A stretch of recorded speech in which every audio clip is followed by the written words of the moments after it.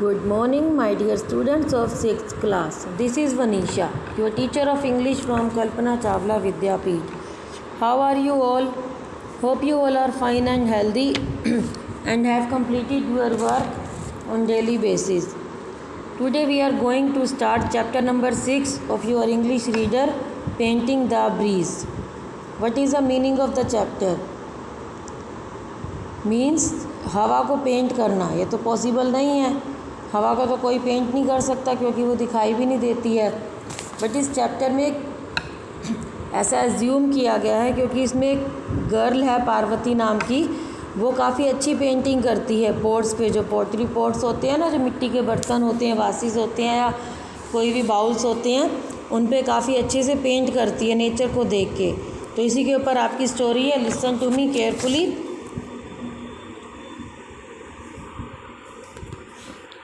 Parvati hummed as she worked. It was the first time in the days that she felt like singing. Parvati उस दिन काम करते हुए गाना गा रही थी, गुनगुना रही थी. ये फर्स्ट टाइम था उन दिनों में जब उसको गाना गाने का मन हो रहा था, जब उसको महसूस हो रहा था कि वो सिंगिंग करे. For Parvati and her older brother Lakshman. अब इसमें 2 पर्सन्स हैं, पार्वती एंड लक्ष्मण, दोनों भाई बहन हैं. The last few days had not been easy. उन दोनों के लिए लास्ट के जो कुछ दिन थे वो ईजी नहीं थे. Their father lay ill, his body burning with fever. उनके फादर थे, वो बीमार थे और उनको बहुत ज़्यादा फीवर था. Even the herbs there mother had given him had not help. जबकि उनकी मम्मा ने उनके फादर को, मदर ने जड़ी बूटियाँ भी दी थी, हर्ब्स भी दी थी कि ताकि वो ठीक हो जाए, बट उससे भी उनको कोई भी इफ़ेक्ट नहीं हुआ, ठीक नहीं हुए वो. The grain had finished and there was no money left either. कि उनके घर में अनाज ख़त्म हो चुका था और उनके पास पैसे भी नहीं थे कि वो उसको ख़रीद सकें. Their father was a potter and not a rich man. उनके जो फादर थे वो पोटर थे और रिच मैन नहीं थे. The only thing Lakshman could do was to make and sell earthen pots and pans. सिर्फ एक ही चीज़ लक्ष्मण करता आया था अपने फादर के साथ कि वो अर्थन पोट्स बनाते थे और उनको बेचते थे. He had worked with his father since he was a child but he had never worked alone. जब वो बचपन से ही, मतलब जब वो बच्चा था तब से ही अपने फादर के साथ वो काम करते आ रहा था, लेकिन उसने कभी भी अकेले काम नहीं किया था. Brother and sister had walked out of the gates of Pataliputra at dawn. Dawn का मतलब होता है शाम के टाइम, जब रात हो गई होती है तो दोनों भाई बहन पाटलिपुत्र, जिसका कि नेम अब पटना है, सुना भी होगा आपने, पाटलिपुत्र के गेट से बाहर निकल जाते हैं. When the oil lamps in the niches of the tall wooden gates were dying and the watchman were dozing over their spears. कि वहाँ पे क्या होता है, जब ऑयल लैम्प्स, मतलब पहले के टाइम में तो इलेक्ट्रिसिटी नहीं होती थी, सभी ऑयल के लैम्प्स जलाते थे, दिए जलाते थे. और जो दिए कहाँ पे जलाए जाते थे, बड़े बड़े वुडन गेट्स होते थे वुडन के, उसके बीच में छोटी सी जगह बनी होती थी, वहाँ पे वो दिए जलाए जाते थे. तो वो दिए भी अब बुझने वाले होते थे, मतलब रात जब ज़्यादा हो जाती है तो दिए का तेल ख़त्म हो जाता था लैम्प्स का और वो बुझने वाले होते थे. तो वॉचमैन भी, अब रात काफ़ी हो चुकी थी, वो भी अपने भालों पे सहारा लेके सो गए थे. Walking to the banks of the Ganga they had collected the clay. तो वहाँ पे गंगा रिवर बहती थी, उसके किनारे से वो क्ले इकट्ठी करते थे, मिट्टी इकट्ठी करते थे.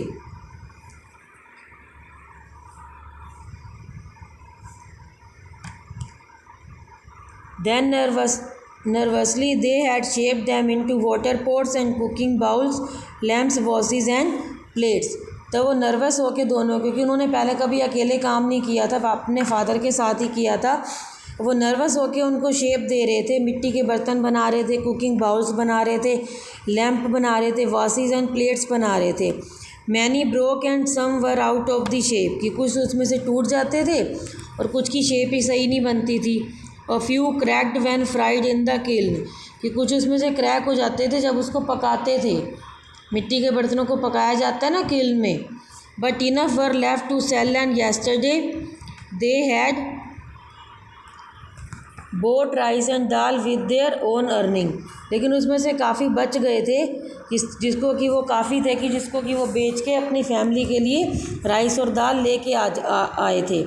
Today their father did not have fever and there was food in the kitchen. कि आज उनके जो फादर थे वो बिल्कुल ठीक थे, उनको फीवर भी नहीं था और उनके किचन में खाना भी था। So Parvati sang as she work, इसलिए पार्वती काम करते हुए सिंगिंग कर रही थी। She was sitting on the edge of the courtyard near the lane which went past their thatched hut. कि वो कहाँ पे बैठी हुई थी, जो उनकी हट थी उसके साथ ही सड़क बनी हुई थी, लेन बनी हुई थी, वहीं पे वो उसके पास कोर्ट यार्ड में के किनारे पर बैठी हुई थी। Nobody had asked her to paint the pots, but she knew that painted pots sold better.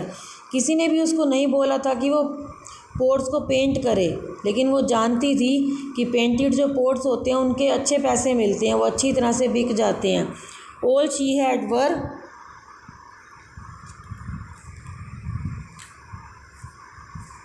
just a minute. All she had were the colors black and white that she had made herself. उसके पास दो colour थे जो कि उसने खुद से बनाए थे, ब्लैक एंड वाइट। अब कैसे बनाए थे? She had collected the soot from the lamps in the house. उसने अपने घर में जो लैंप जलते थे, ऑयल लैंप जलता था, उसकी राख इकट्ठी की थी। Added oil and created black, उसमें उसने ऑयल मिक्स करके ब्लैक कलर बनाया था। She had ground some pieces of lime which when mixed with water made white. उसने कुछ चूने के पत्थर जो होते हैं उनको ग्राइंड कर लिया था, मतलब पीस लिया था, और वाटर मिला के उसको वाइट कलर बना दिया था। Her brushes were twist of cotton, उसके जो ब्रशेज़ नहीं थे उसके पास, उसने ब्रशेज़ के रूप में कॉटन को ट्विस्ट कर रखा था। And with them she drew her dreams on the water pots and vases. तो उन चीज़ों से वो अपने सपनों को पेंट कर रही थी, मतलब वो पोर्ट्स और वासेस पे पेंटिंग कर रही थी। Everyone drew squares, triangles, straight and wavy lines. हर कोई जो ड्रॉ करता था, पेंटिंग करता था, वो स्क्वेयर्स बनाते थे, ट्राइंगल बनाते थे, स्ट्रेट और वेवी लाइंस बनाते थे। But Parvati dipping the cotton into the white, Parvati ने क्या किया, वाइट कलर में कॉटन डिप की, कुछ सोचा। I don't want to draw just any lines, वो सोचने लगी कि मुझे खाली लाइन्स को ड्रॉ नहीं करना है।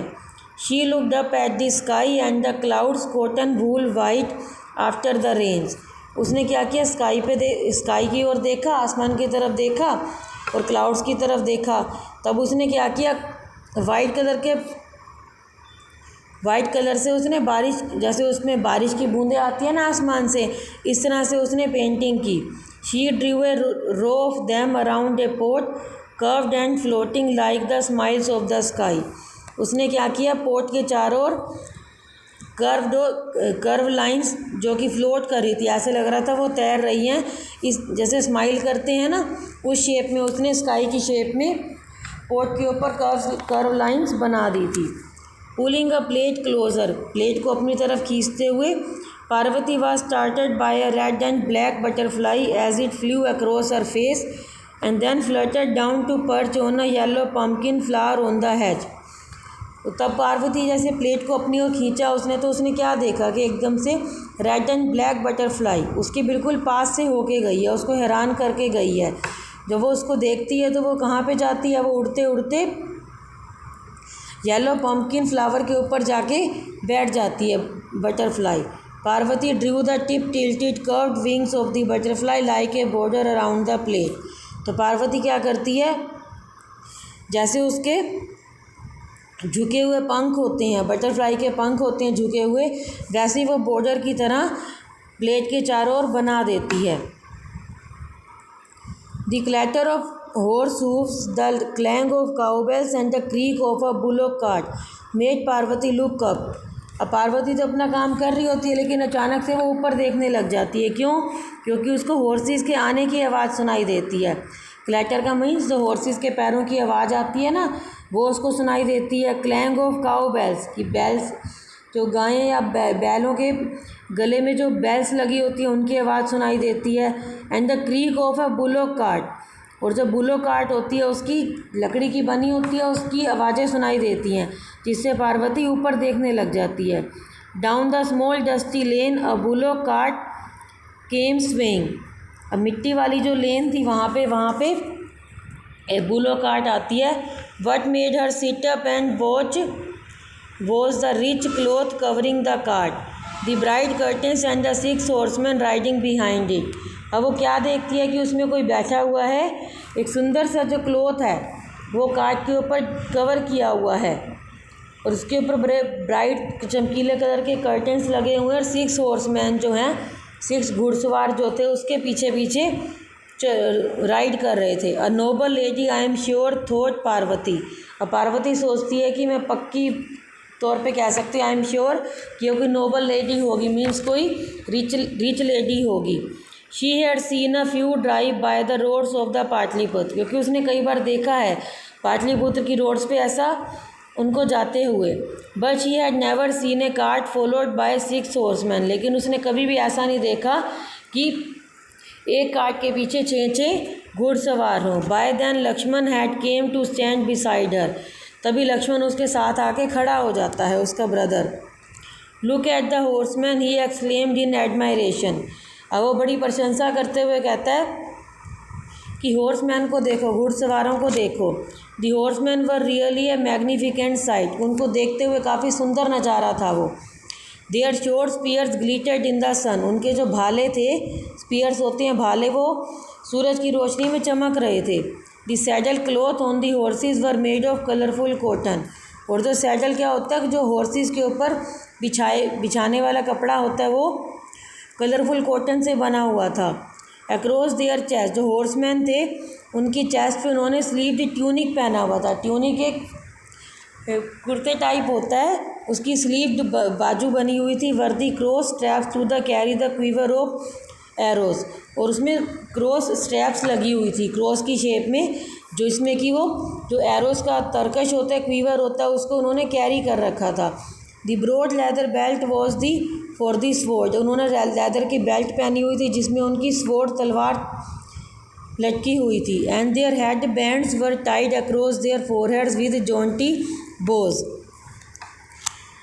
उन्होंने सिर पे एक तरह की पगड़ी पहनी हुई थी, टर्बन पहनी हुई थी, जिनके ऊपर स्टाइलिश बड़ी गांठें लगी हुई थी। सोल्जर्स, लक्ष्मण गेस्ट, लक्ष्मण ने गेस्ट किया, सैनिक हैं ये तो। Then suddenly running back to the house he called her Parvati come here, तो वो अचानक से घर की तरफ दौड़ने लग जाता है और पार्वती को भी बुलाता है come here. Parvati reluctant to miss the spectacle ask what, Parvati उस जो शो था, जो वो घुड़सवार आ रहे थे इतने सजे हुए, उनको मिस नहीं करना चाहती थी, उस वाले शो को मिस नहीं करना चाहती थी, इसलिए वो उसको गुस्सा करने लग जाती है। Help me carry some of the pots said Lakshman, Lakshman कहता है कि मेरी हेल्प करो पोर्ट्स को बाहर लाने में।